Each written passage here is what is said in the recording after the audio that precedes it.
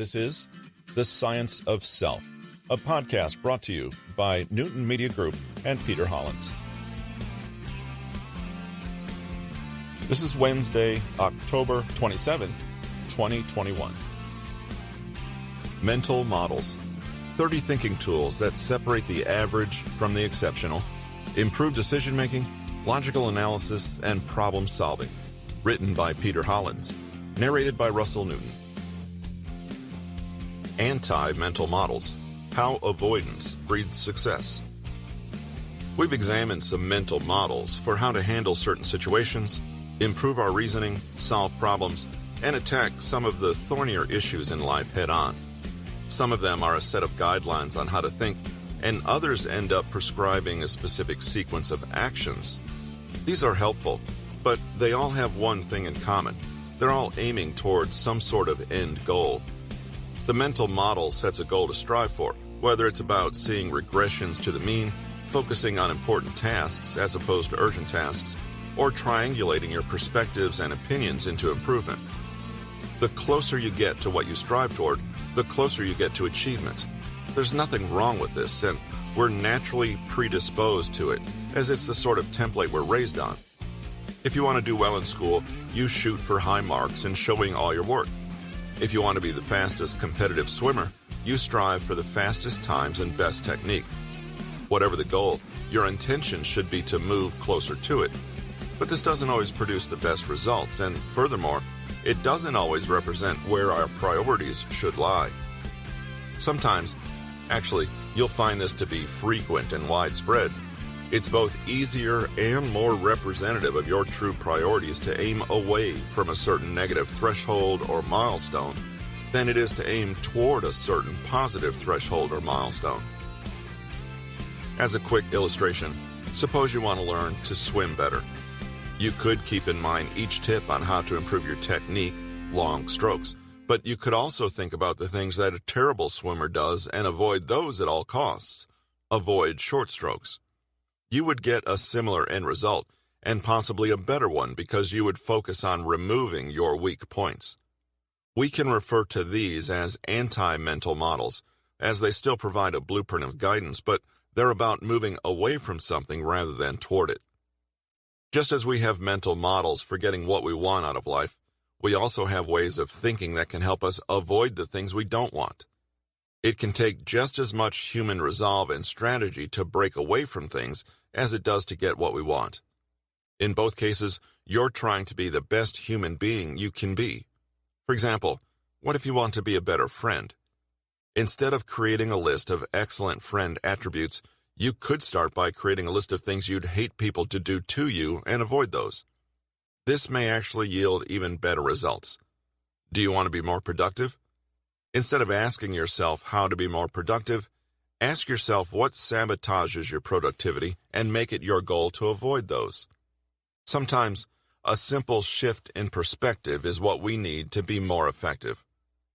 What resonates with one person may not resonate with the next, even though they have extremely similar sentiments. Either way, it's all about what moves you into consistent action. The concept of anti-mental models also points our attention to something that's usually overlooked: dealing with negatives. If your swimming technique is 99% amazing, that 1% will still keep you back. Achieving a host of positive goals usually doesn't matter if a glaring negative exists. Often, what matters in life is the lack of any negatives rather than the presence of positives. Ask anyone if they care that they have the most expensive and luxurious shoes when the shoes pinch their toes to the point of bleeding with every step. Our weakest links are usually what hold us back or keep us unfulfilled, and with anti-mental models, you're taking care of them up front. Consider that money doesn't buy you happiness, yet removing anxiety surrounding security, housing, food, providing, and hunger will generally make people impervious to misery. Aiming to remove negatives sets a minimum floor of fulfillment and achievement. Usually we're aiming to blast through the roof, and this isn't what will actually make an impact on us. This chapter looks at some anti-mental models that will provide you with clarity on how avoidance of negatives can breed just as much success as directly pursuing goals. Model number 19, avoid direct goals. Used to find clarity in how to reach your overarching destination. We'll pick up right where we began, with how to create anti-mental models where you focus on avoiding something. These are just as effective at driving you toward a goal. We start with a very clear one: avoid direct goals. Like before, to achieve the outcome we want to avoid working towards something and instead work to avoid a negative. Instead of direct goals, we want inverse goals, also known as anti-goals. Carl Jacobi, a German mathematician, was known for utilizing such an approach to solve difficult math problems.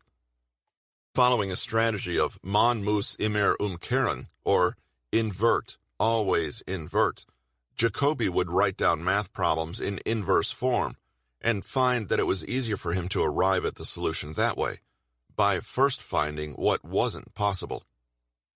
Transferring this inverse way of thinking to life at large, Charlie Munger challenges the youth to ponder on the inverse of success instead of simply focusing on how to achieve success. He poses the question, what do you want to avoid? And offers a likely response: sloth and unreliability.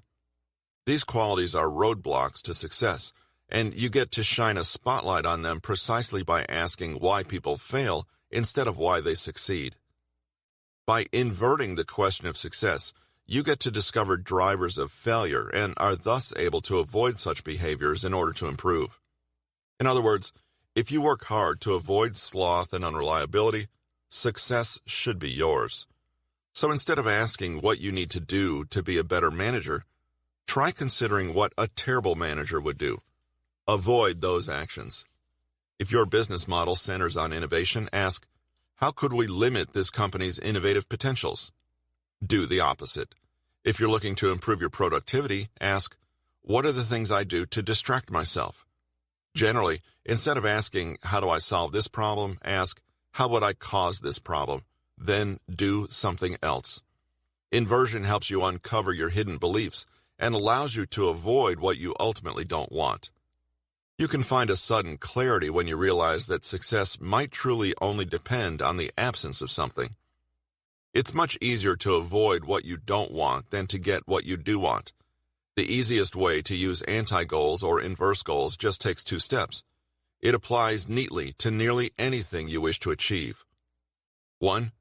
Define failure or causes of unhappiness. 2. Create methods to avoid those things at all costs. For instance, do you want to improve the quality of your days? 1. Define failure or causes of unhappiness. For instance, what defines a poor quality day? 4 factors: poor sleep, bad traffic, poor diet, and an annoying dog. 2. Create methods to avoid those things at all costs. How can you address each of these contributors to unhappy days? Buy a new bed or find a new sleep ritual. Find ways to make your commute more enjoyable or minimal, or shift your work hours around so you can avoid it completely. Pack your lunches beforehand or learn how to cook healthier. Buy the dog some more chew toys, hire a dog walking service, or get him a buddy.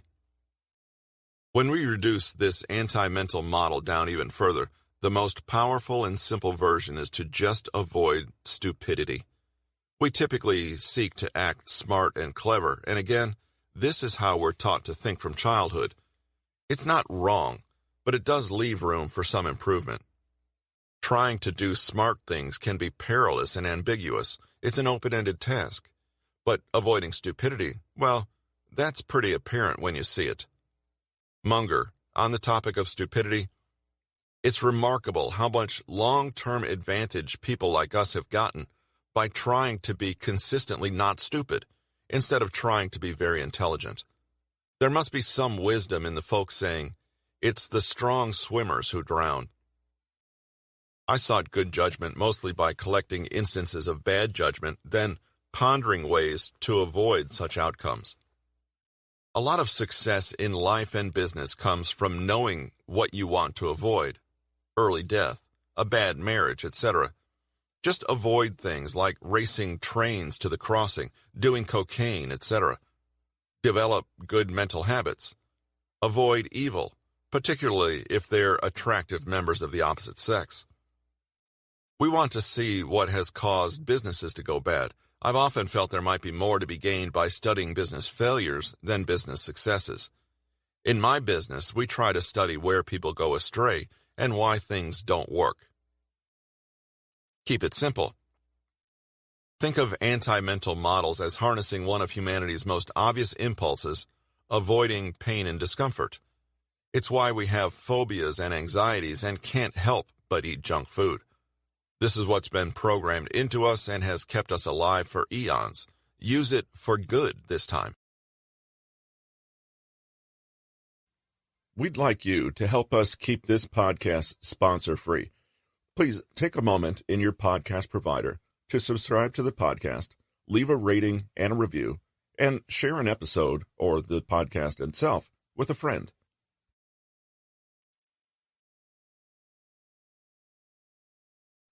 This has been Mental Models, 30 thinking tools that separate the average from the exceptional, improve decision-making, logical analysis, and problem-solving. Written by Peter Hollins. Narrated by Russell Newton.